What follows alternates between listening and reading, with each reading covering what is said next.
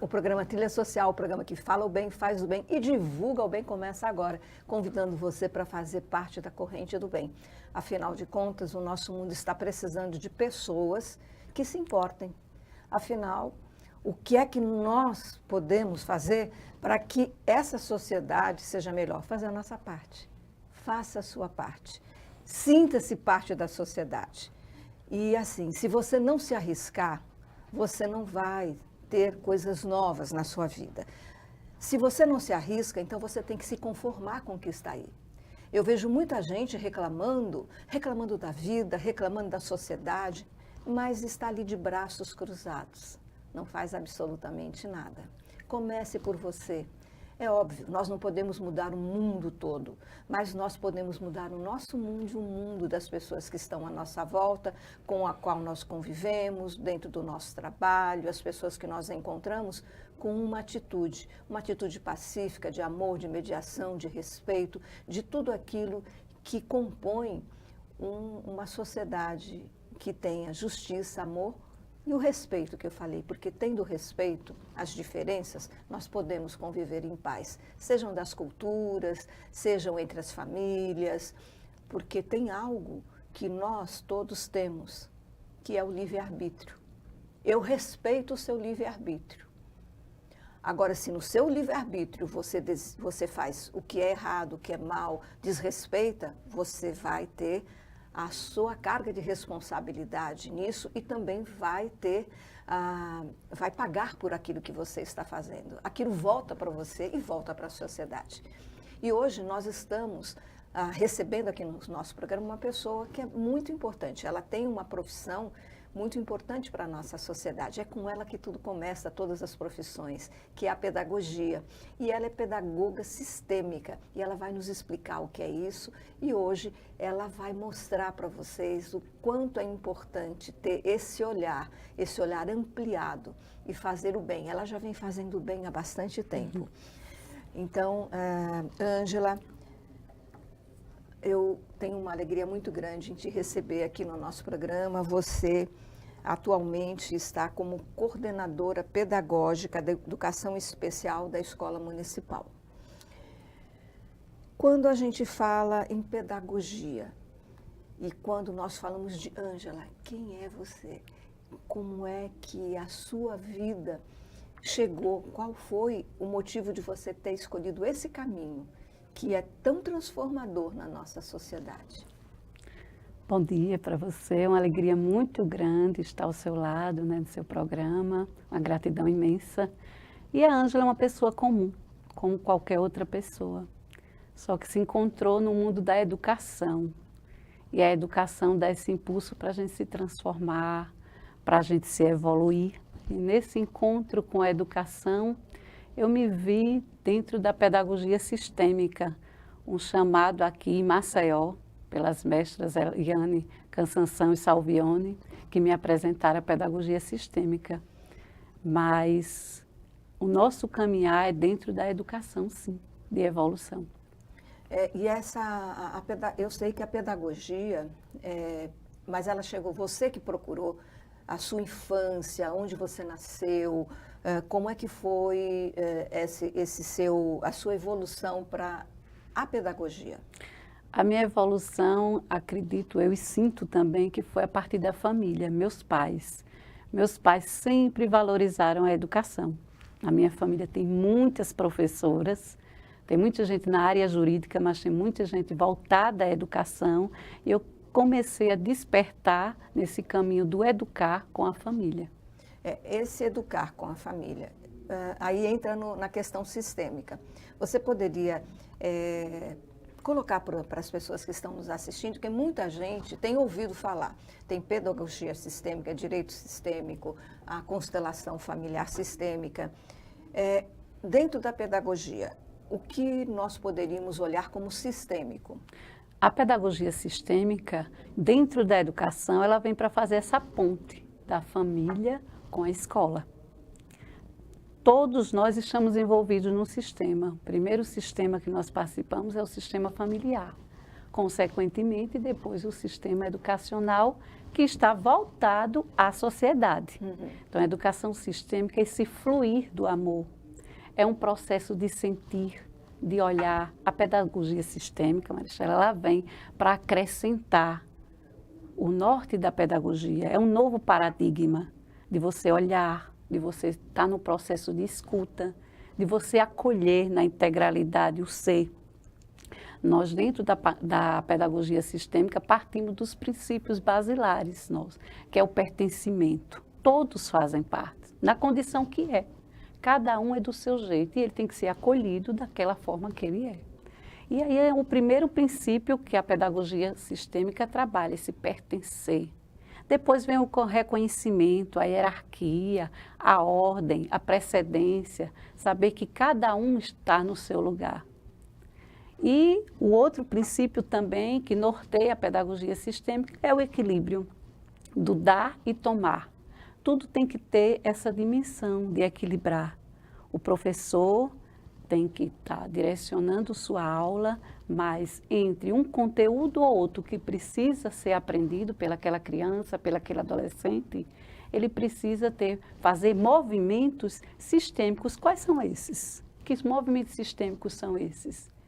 Curativos, pacificadores e integrar aos conteúdos. A pedagogia sistêmica está muito voltada à questão da postura de cada um, o desenvolver de cada ser. Então, a pedagogia sistêmica, ela passa pela questão da pacificação.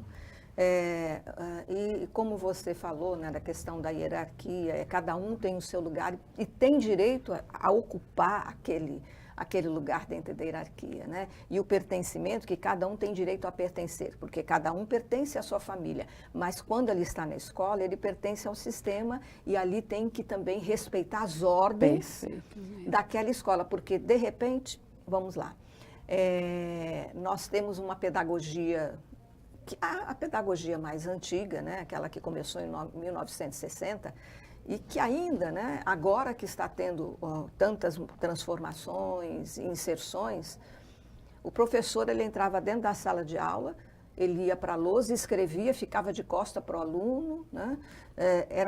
Era assim, uma postura muito impenetrável para o aluno. O aluno tinha medo, às vezes, do professor. Ele não se sentia nem livre para fazer uma pergunta. E a pedagogia sistêmica, ela traz a questão de cada um saber o seu lugar, mas que todos podem dialogar, todos podem trocar esse conhecimento.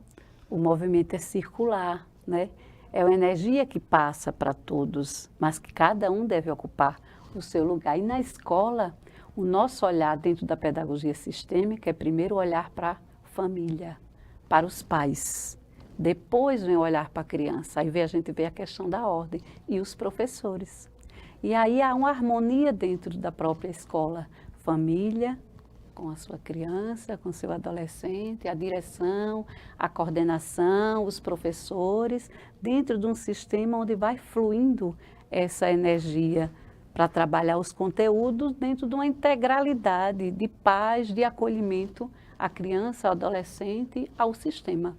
E a pedagogia sistêmica, ela traz uma abertura muito maior há tempos atrás também, hoje já não acontece isso. Você deve se lembrar, nas escolas, quando um aluno ele não entrava dentro do esquema da escola, ele então podia ser expulso. Como isso acontecia? Como é que você vê essa pedagogia antiga e como é que você linka isso que era antigamente até esse momento tão transformador que é a pedagogia sistêmica?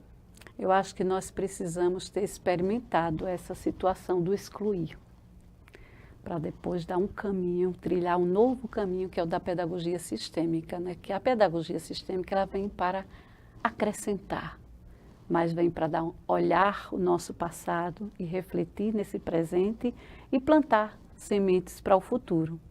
Não cabe a exclusão dentro da pedagogia sistêmica. Então, nós evoluímos, a pedagogia evoluiu nessa linha da pedagogia sistêmica, esse olhar de não excluir o aluno, não excluir a família, né? Então, você tem que acolher esse aluno, essa criança, esse adolescente, essa família, para poder colocar ele diante de uma sociedade e ele de uma forma bem mais empoderado. E nós percebemos também, quando nós ouvimos relatos, né, de pessoas que passaram por essa educação e que tiveram professores que tiveram esse olhar. Não conheciam a pedagogia sistêmica, mas tinham dentro de si a questão da inclusão. Professores que faziam isso, até hoje os alunos se lembram deles. Sim. Assim, eu me lembro daquela professora porque, olha, ela me incentivou tanto. Assim como eu também tenho pessoas que eu conheço e que disseram que determinados professores, teve até um profissional, ele disse assim, eu tenho dificuldade para aprender matemática, porque eu tive uma professora que dizia que eu não era capaz de aprender. Porque eu tinha dificuldade de aprender, então cada vez que eu fazia uma pergunta, você não vai aprender nunca. E até hoje, toda vez que fala em número, ele treme. Veja, o que o professor também pode impactar a vida do aluno. E eu sei que você tem impactado a vida de muita gente de uma forma muito positiva. Esse impacto social, essa sua visão. E tenho certeza que você não chegou à visão sistêmica e nem chegou a isso sem ter dentro de você já o espaço para que isso pudesse se alojar. Atualmente você faz parte da coordenação pedagógica Educação Especial da Escola Municipal em Palmeira dos Índios. Ângela, trabalhar com educação especial é extremamente desafiador e também é trabalhar com você está trabalhando com a exclusão, a sociedade, às vezes os próprios pais não aceitam, eles também excluem esses filhos. Como é que tem sido essa experiência? Tem sido uma experiência amorosa de se incluir também, né? De acolher a todos. E na Escola Municipal Dr. Gerson Jatobá, a gente tem essa liberdade, né? O município nos dá essa liberdade, isso a postura do prefeito, do secretário de Educação, da diretora, de a gente conseguir colocar, fundamentar as nossas ações dentro da pedagogia sistêmica.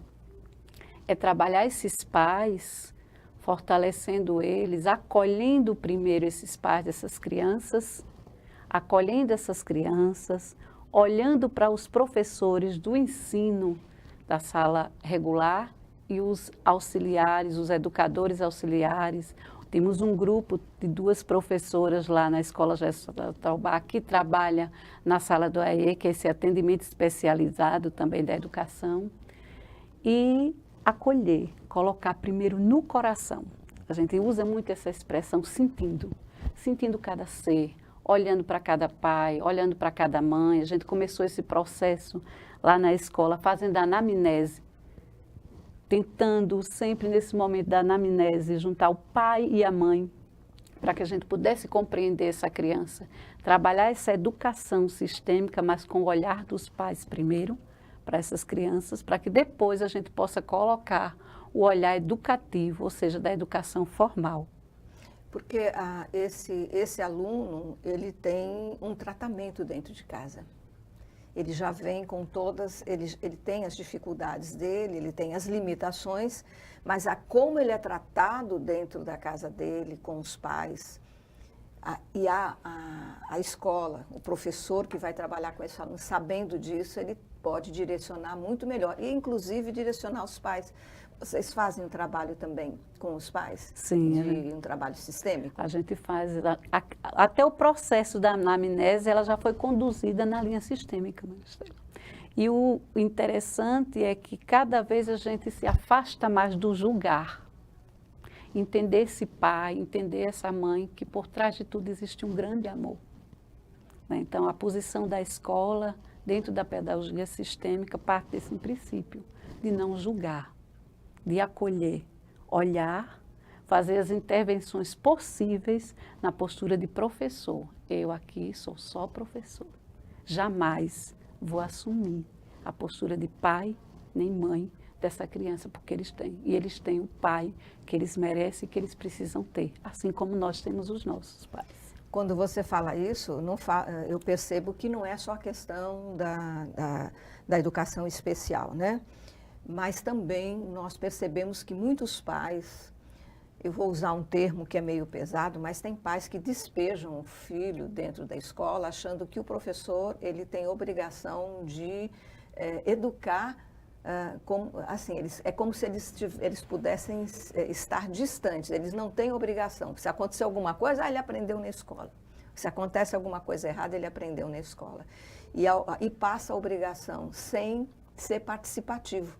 Nós sabemos que hoje existem os conselhos escolares, existe também a chamada dos pais para estarem, para discutir o que está acontecendo com o seu filho. Não é só quando ele está apresentando um problema, mas também dos seus avanços. Como é que têm sido os avanços desses alunos? Tem sido significativos, porque a gente, dentro desse aspecto sistêmico, a gente tem conduzido, estabelecido uma ponte entre a família e a escola. E tentando sempre trabalhar o educador para que ele não saia do lugar dele. Porque nós, enquanto instituição escola, também perdemos um pouco da nossa identidade. Verdade. Não podemos colocar só para a família. A gente também a educação passou a agregar muitas coisas que não é da nossa competência. Aí fica difícil ser só professor. Então, dentro da pedagogia sistêmica, tem que ter esse olhar reflexivo. Epa, eu só sou professor. Isso eu tenho que dar conta, mas eu tenho que dar conta de uma forma muito amorosa, muito ética e com muita capacidade dentro da pedagogia que eu vou aplicar. Então, aí começa a se distanciar, a ser casos mais isolados de algumas famílias que colocam o filho lá e até logo e bênção. A gente está vendo isso cada vez menos. Né? Na nossa experiência, a gente está vendo mais uma família mais próxima, que quer contribuir, inclusive, na escola. Dentro da anamnese, a gente perguntava, pai, mãe, o que você pode estar contribuindo na escola? E foi lindo alguns momentos. Disse, eu trabalho com comunicação, eu posso fazer um marketing da escola. Outra disse, eu sei cozinhar, eu sei costurar, de repente eu posso estar confeccionando algumas roupas para os desfiles. Então, é criando essa ponte, família e escola. Agora, cada um no seu lugar. É isso que você fala, assim, convidando todo mundo a fazer parte da escola Perfeito. também. Eles se sentirem, porque a partir do momento que eles se sentem pertencentes, eles querem contribuir. Eles, e entenderem também o papel da escola. Isso, não exigir da escola. Dele. Isso, não exigir da escola algo que seja pertencente a ele. Aí a gente sai empoderando, de certa forma, esse pai. Não, isso aqui compete ao Senhor. Isso aqui compete à senhora mãe. Por aí, o caminho mais ou menos é esse. E você tem uma jornada de vida, você tem uma história, você vem de uma história também. Você participou da coordenação do programa de erradicação do trabalho infantil. Como foi essa sua participação? E me fala, erradicação do trabalho infantil é algo tão difícil, é um desafio tão grande. Como é que foi esse momento para você? Foi um momento assim de grande movimento também nas comunidades, porque nós íamos às ruas, nós íamos à feira, nós íamos nos pontos onde as crianças e adolescentes estavam lá, trabalhando no sol, na chuva. Eles eram trabalhador, que não condiz, né, com o perfil da criança e do adolescente. O lugar da criança é na escola, o lugar da criança é receber proteção, formação. E aí a gente conseguiu também desenvolver esse tipo de trabalho e amenizar, né? Porque existia muita resistência até dos próprios pais. Nós encontrávamos muitas crianças trabalhando e, por incrível que pareça, alguns pais em casa. E a gente pegava junto com o Conselho Tutelar, com o Ministério Público, colocávamos essa criança dentro do carro, procurava o pai, procurava a mãe, conversava, encaminhava essa criança para a escola e tinha que fazer todo esse monitoramento paralelo ao programa, o antigo programa PET.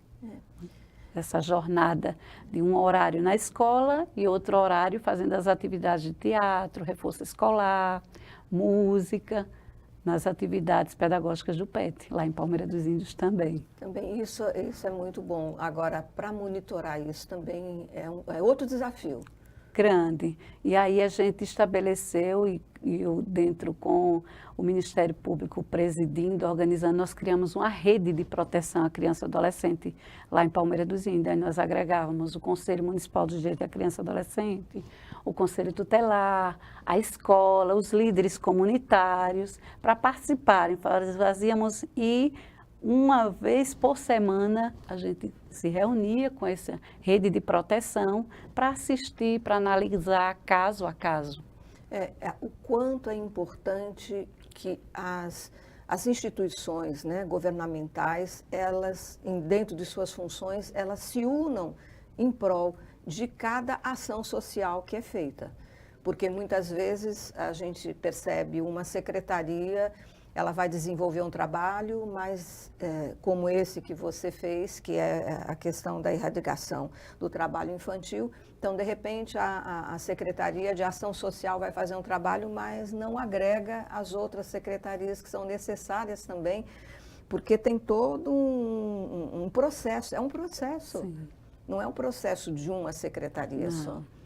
É uma rede mesmo. É uma rede, porque passa pela saúde. Isso. E nessa comissão era justamente a Secretaria de Educação, Assistência Social, a Saúde, interagimos com o comércio também. E com a sociedade civil. A polícia fazia parte. Eu me lembro que há um tempo atrás foi criado no nosso país a polícia comunitária, ou seja, a polícia que mora naquele bairro. Então, aqueles policiais que moram ali, eles fariam um monitoramento dos jovens, das escolas, dos problemas que haviam, andariam pelas ruas, se encontrasse algum jovem, iriam se apresentar, eles se apresentavam a cada família, para saber porque era para aproximar e também para fazer. Esse era um trabalho de prevenção. Sim. Infelizmente, só durou um período.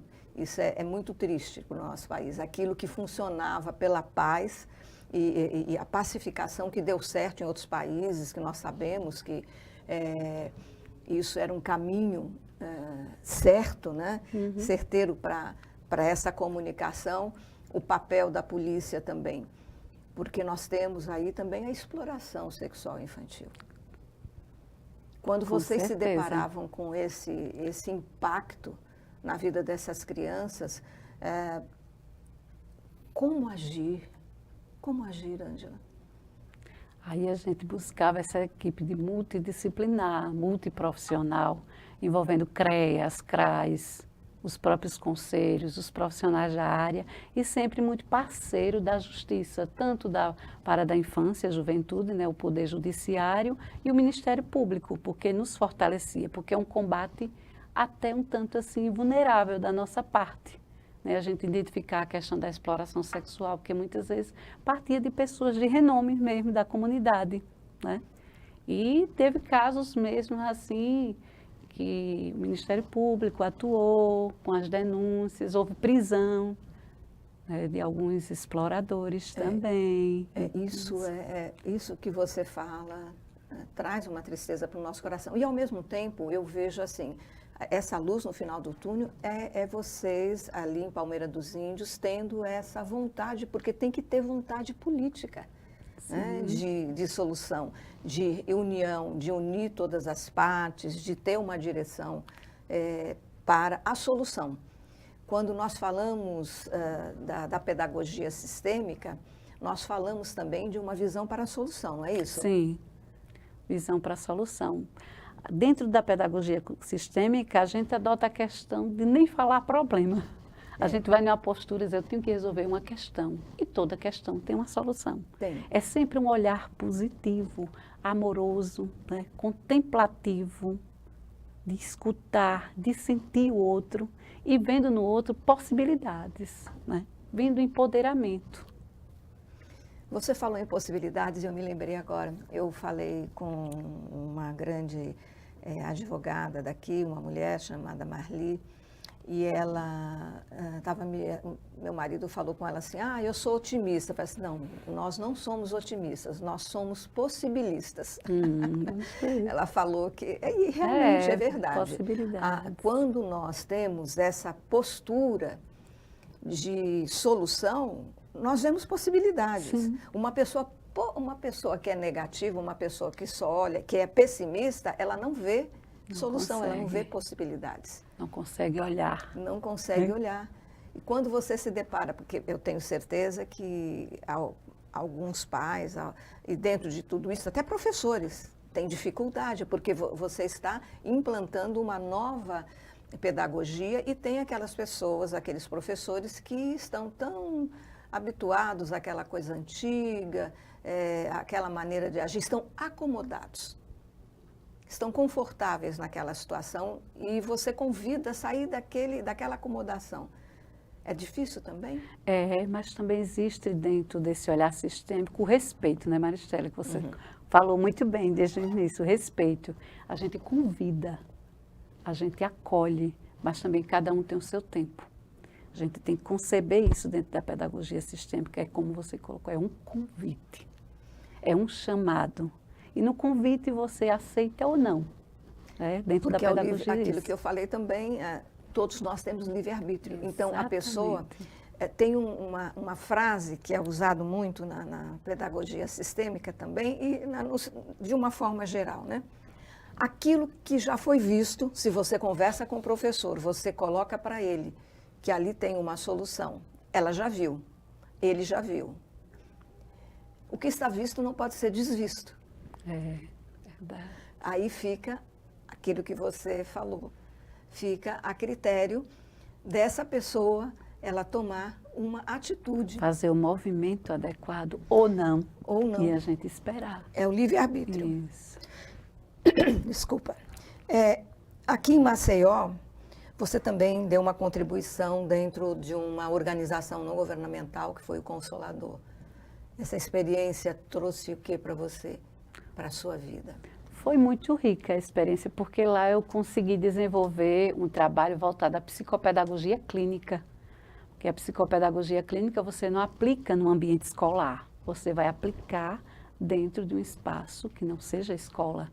E lá a gente conseguiu fazer um trabalho voluntário também, dentro da psicopedagogia clínica, com a visão sistêmica, onde a gente ouviu muitos pais, fizemos esse movimento, fizemos alguns movimentos sistêmicos, mais ou menos dentro de uma linha da constelação familiar, ouvimos algumas crianças, alguns adolescentes, causando assim, provocando alguns movimentos. E também você, isso é muito bom, e você também teve um projeto lá em Palmeiras, Livro na Mão e Bola no Pé. Foi. É um projeto incentivando ao esporte e também incentivando a leitura. Esse projeto eu considero assim um projeto que me fez crescer muito. Né? Esse projeto, ele nasceu no meu coração. Aí a gente vê que é forte, né? Porque nasce da alma. Eu envolvida com o movimento Pró-Desenvolvimento Comunitário, que é um movimento lá em Palmeira dos Índios, que é uma ONG também, que era patrocinada, financiada pelo Unicef Visão Mundial. A gente contou com esse apoio, com essa metodologia, vamos dizer assim, aprendida, desenvolvida pelo esse movimento para o desenvolvimento comunitário, e a gente, dentro do conselho, na época, eu também presidente do Conselho Municipal dos Direitos da Criança e Adolescente, a gente pensou em uma política pública capaz de atender várias comunidades, onde nós olhávamos e víamos a questão da vulnerabilidade e a situação de risco, né, das crianças e adolescentes. Não valorizavam, não entendia da leitura, loucos para jogar bola e não tinha espaço. E lá a gente começou a otimizar, criando esses espaços do baú de leitura e do espaço de esporte. E aí foram vários polos do Livro na Mão, Bola no Pé, espalhados pelo município de Palmeira dos Índios, tanto na zona urbana como na zona rural, e contando com a Comissão Pró-Criança, que eram os pais, a comunidade, os líderes comunitários, o comércio, a educação, a saúde, eles ficavam monitorando junto conosco o desenvolvimento desse projeto. Foi uma experiência, eu acho que, na minha vida, uma das melhores experiências também, de contribuir com a educação voltada à leitura e ao esporte. Ângela, nós estamos chegando no finalzinho do nosso programa, na reta final. Eu sei que assim, o trabalho que você tem feito é maravilhoso. Gostaria de conhecer mais ainda. Você ainda vai voltar aqui no programa para a gente falar mais sobre tudo isso. Você participou também do Amparando Vidas, associação, que é a associação do Ministério Público, né? Eu gostaria que você deixasse uma mensagem para todos aqueles que estão nos assistindo e se despedisse. A mensagem que eu deixo, né, que no mundo que nós estamos, há essa necessidade gritante do sentir, do transformar, do contribuir como ser humano, e toda mudança passa pela gente. A gente precisa conceber dentro do nosso íntimo, sentir e colocar isso em prática.